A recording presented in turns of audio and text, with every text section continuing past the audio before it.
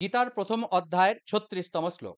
নিহত্য ধার্তরাষ্ট্রান্নঃ কা প্রীতিঃ স্যা জনার্দন পাপমেবাশ্রয়েদস্মান হত্বৈতানততায়িনঃ। শিখি আমরা একটু।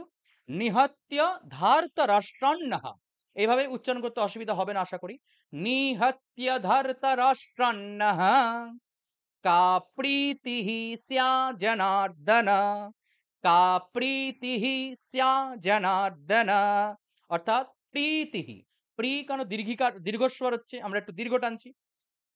পাপমেবাশ্রয়েদস্মান, আমরা এখানে পাপও বলি, পাপমেবাশ্রয়েদস্মান এরকম বলি না, এটা পাপও নয়, পয় ওকার নেই।